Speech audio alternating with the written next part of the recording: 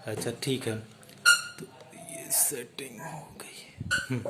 तो valence bond theory यहाँ पे देखिएगा, हेडिंग है बॉन्डिंग इन कोऑर्डिनेशन कंपाउंड। पहला हम लोग का हेडिंग है बॉन्डिंग इन कोऑर्डिनेशन कंपाउंड। अच्छा, तो कोऑर्डिनेशन कंपाउंड में किस टाइप का बॉन्ड होता है, कोई बताएगा? कोऑर्डिनेशन कंपाउंड में किस टाइप का बॉन्ड होता है, कोई बताएगा?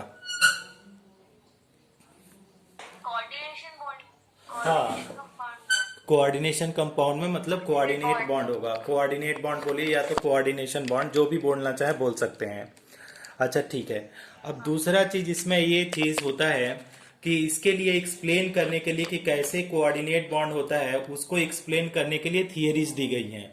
तो पहला जो थियरी दी गई है, पहला थियरी दी गई है जिसको हम लोगों को पढ़ना है, उसको बोलते हैं वीवीटी थियरी, जिसको आज पढ़ेंगे वैलेंस बॉन्ड थियरी। ऐसे हम लिख देते हैं valence bond theory, valence bond theory. दूसरा चीज, दूसरी थियरी जो दी गई है कल पढ़ेंगे उसको, उसको बोलते हैं सीएफटी थियरी, उसको बोलते हैं crystal field theory, crystal field theory. अच्छा, अब इसके बाद हम लोगों को थर्ड जो थियरी है, इसको सिलेबस में नहीं है, उसको बोलते हैं एलएफटी थियरी, उसको बोलते हैं ligand field theory, ligand field theory. तो इसमें एक्चुअली बहुत सारी थियरियां हैं, लेकिन हमारे जो सिलेबस में है केवल दो ही थियरी है, वीवीटी और क्रिस्टल फील्ड थियरी।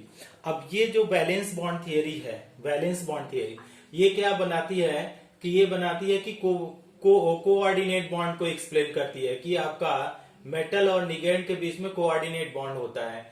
लेकिन ये क्रिस्टल फील्ड थियरी जो बताती है, वो बताती है कि कोई कोऑर्डिनेट बॉन्ड के जैसा ऐसा कोई चीज नहीं है, इसमें क्या होता है, आयनिक बॉन्ड होता है। ठीक, तो और इसको तो हम लोग पढ़ेंगे नहीं, लिगेंड फील्ड थियरी का, इसको भी लेकर के बाद में जो हायर क्लासेस होते हैं उसमें ग्रेजुएशन में पढ़ना होता है, तो उसको मत समझिए। तो एक में तो आपका कोऑर्डिनेट बॉन्ड होगा और दूसरा बोल रहे हैं कि आयनिक बॉन्ड होगा, इन्हीं दोनों को हम लोगों को समझना है। अब हम एक को इरेज कर देते हैं और एक को हेडिंग डाल करके उसको धीरे धीरे समझते हैं। तो धीरे धीरे समझते हैं, अब स्लोली समझते रहिए। इसके जो वैलेंस बॉन्ड थियरी के जो फर्स्ट पॉइंट है, पहला पॉइंट, ये फर्स्ट पॉइंट बोलेगा कि आपका जो वेन वेन क्या बोला जाता है, वेन लिगेंड क्या बोला जाता है कि लिगेंड जब अप्रोच करेगा, वेन लिगेंड अप्रोच, किसको अप्रोच करेगा, अप्रोचेज सीएमए। सीएमए का क्या फुल फॉर्म होता है खुशी?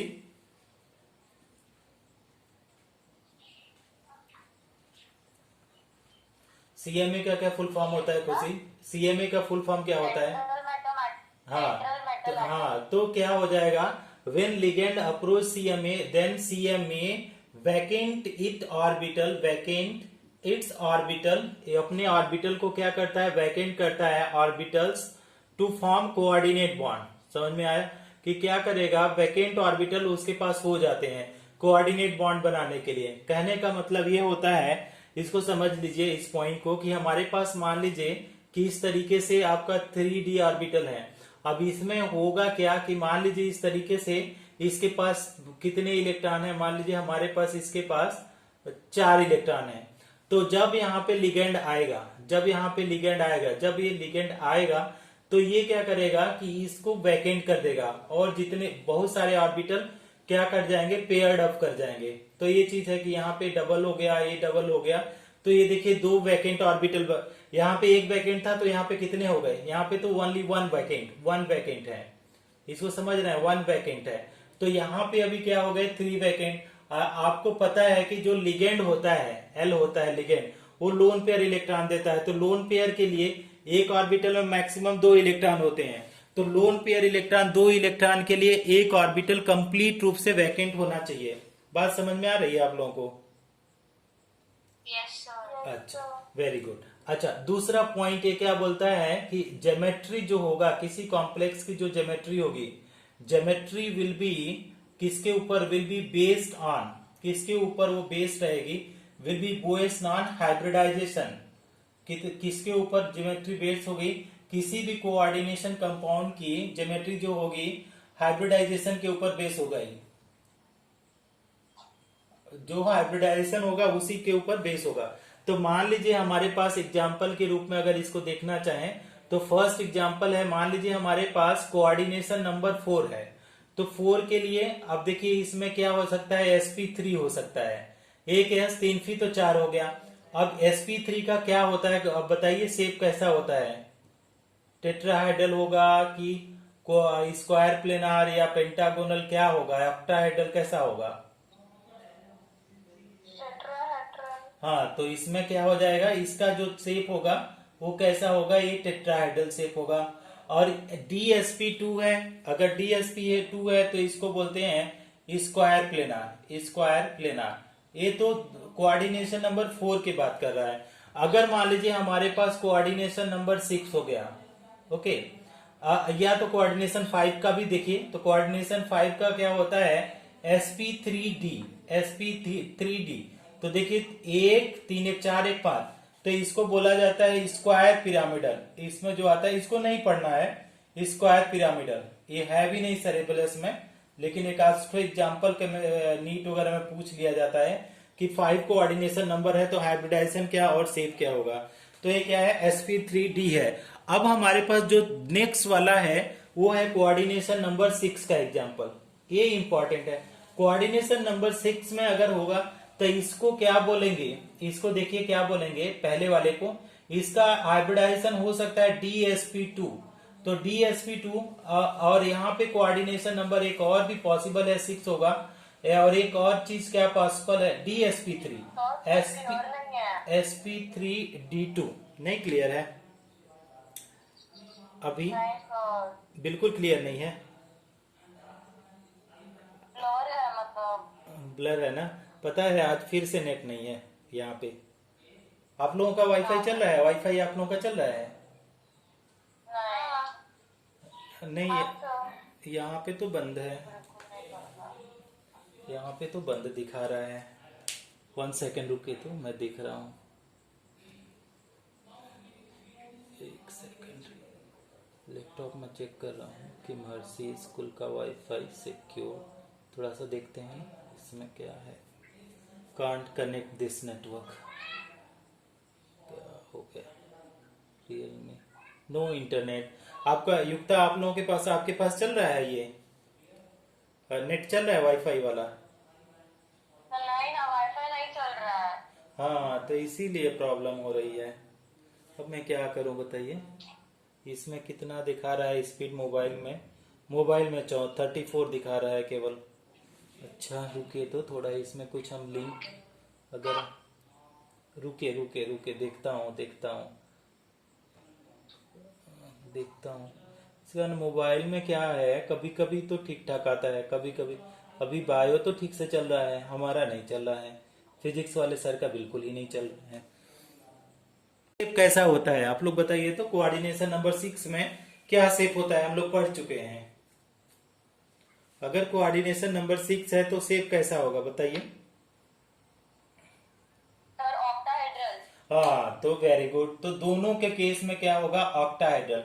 तो आपको दो ही चीज ध्यान रखना है कि अगर या तो ऑक्टाहेड्रल होगा या तो हमारे पास टेट्राहेड्रल, 3 याद करना है। इसके तो बहुत रेयरेस्ट एग्जांपल हैं, तो 3 है। पहला आप ध्यान देंगे कि sp3 है तो टेट्राहेड्रल, DSP2 है तो स्क्वायर प्लेनार, और sp3d2 या d2sp3 है तो इन दोनों के केस में हमारा जो है कॉम्प्लेक्स होगा वो ऑक्टाहेड्रल होगा। इन चीजों को आप क्या करेंगे, ध्यान में अपने रखेंगे। तो अच्छा, इसमें हम कर क्या रहे हैं, एक से आई डोंट नो।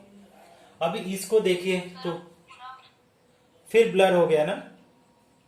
हाँ। अरे यार, परेशान होकर दिया इंटरनेट। अच्छा, आवाज भी कट रही है। आवाज भी कट रही है ना, ये क्या प्रॉब्लम है। हम इसको ऑन ऑफ करते हैं ना, मोबाइल को थोड़ा सा ऑन ऑफ करते हैं। देखिए मोबाइल को ही मैं ऑन ऑफ कर रहा हूँ, शायद उसके बाद स्पीड आ जाए। तो टोटल मोबाइल को मैं ऑन ऑफ कर रहा हूँ, फ्लाइट मोड पे नहीं डाल रहा हूँ, शायद इसमें इंटरनेट आ जाए। थोड़ा ध्यान देंगे अभी।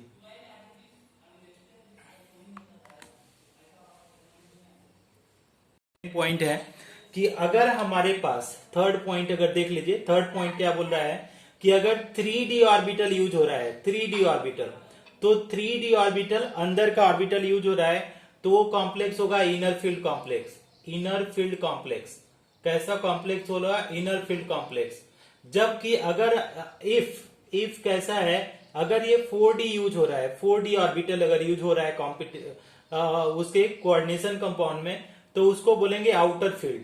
अब देखिए किसके केस में, देखिए यहां पे जो पहले D आ रहा है, तो आपके पास D2sp3 है। जैसे एग्जांपल में आप लिखेंगे D2sp3, तो D पहले आ गया तो ये इनर फील्ड हो गया।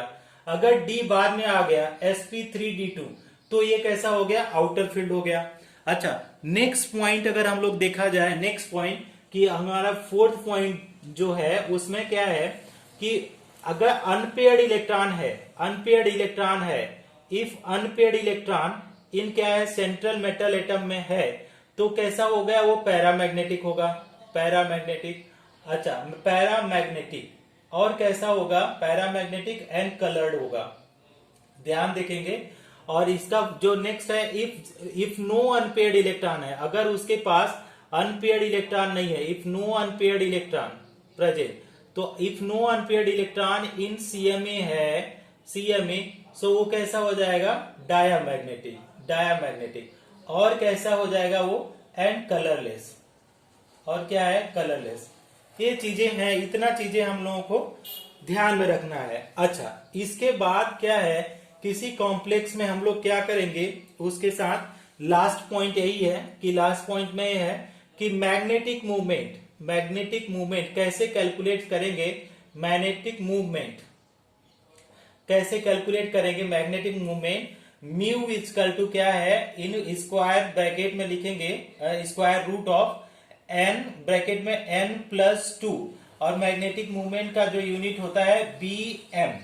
तो यहाँ पे n क्या है? यहाँ पे अगर इस फॉर्मूला में देखेंगे n, तो n की बात करेंगे तो यहाँ नंबर ऑफ अनपेयर्ड इलेक्ट्रॉन है, number of unpaired electron, number of unpaired electron. तो इसको आप थोड़ा सा ध्यान देंगे कि कैसे कैसे हम लोगों को स्टडी करना है।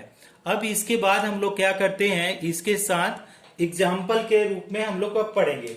अब किसका एग्जाम्पल हम ले रहे हैं, ऊपर इरेज करके अगर एग्जाम्पल देखें तो हम एग्जाम्पल लिखे रहे हैं, एग्जाम्पल फॉर ना, एग्जाम्पल फॉर क्या है, coordination compound, coordination number 4, example for coordination number 4, coordination number 4।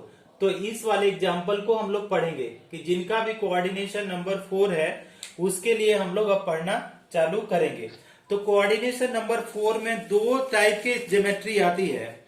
क्या क्या ज्योमेट्री आती है खुशी? कौन कौन ज्योमेट्री आती है कोऑर्डिनेशन नंबर 4 में? खुशी, दो कोऑर्डिनेशन नंबर 4 में दो टाइप के हाइब्रिडाइजेशन होते हैं और दो तरह की ज्योमेट्री भी आती है। क्या क्या वो ज्योमेट्री है, कुछ बताएंगी खुशी? Geometry sir? हाँ, शेप ज्योमेट्री। कोऑर्डिनेशन नंबर 4 में क्या आएगा? जैसे 6 में ऑक्टाहेड्रल बताया था, तो 4 में क्या आता है?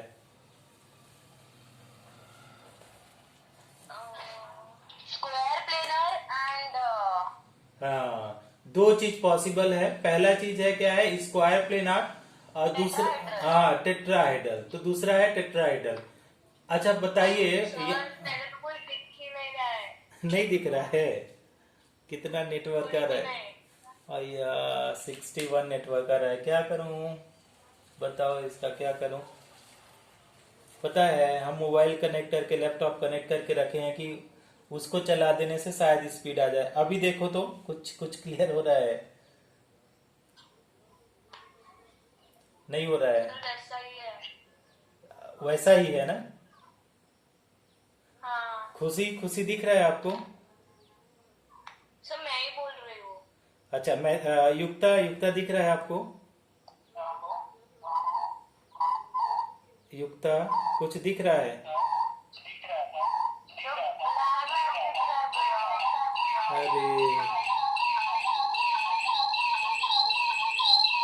My God, mute all.